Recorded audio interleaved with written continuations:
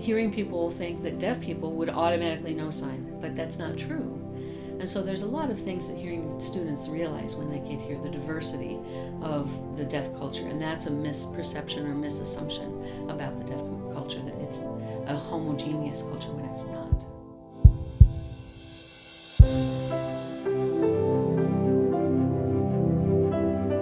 My name is Deirdre Schlehoffer, and this is my sign name. It's the letter D, so it's pronounced like Dee.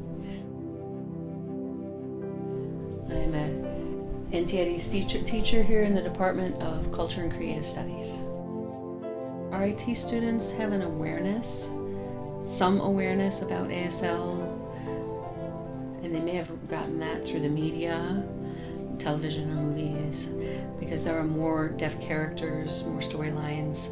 Now there are captionings on all the TVs, you have captioning, and you see interpreters showing up more often. So awareness, general knowledge is there. But some students arrive, they have no idea about deaf culture. Depends on where they come from. I think more know than in the past. They have an awareness of ASL and deafness.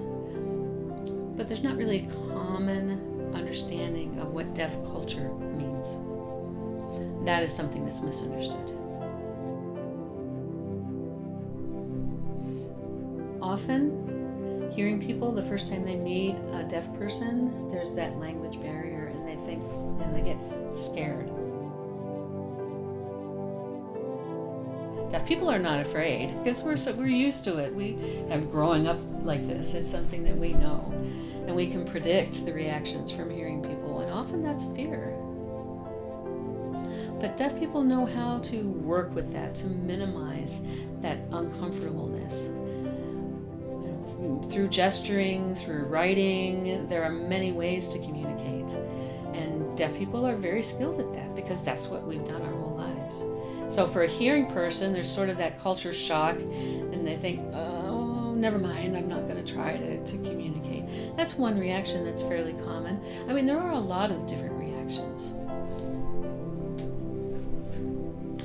A common question that we get every day that you should not ask is this: can you read my lips?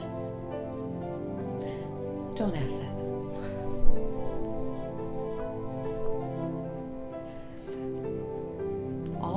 It's not true that all deaf people can read lips. Again, there's a very small percentage of deaf people who are able to read lips because speaking is not their first language. So don't ask them, do you read lips?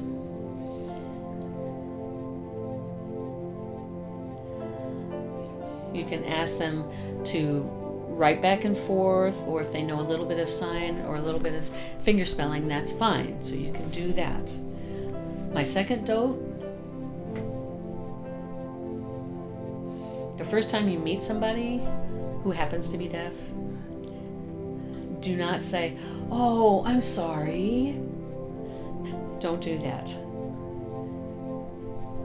Also, if you find out that there's a person who is deaf, and suppose I'm a hearing person who doesn't know sign, a reflex reaction is, oh, I'm sorry, I didn't know. Don't say that. Don't say I'm sorry. Don't apologize. It's natural. We know that this happens. Just accept it. If you find out that a person is deaf, just accept it and respect it.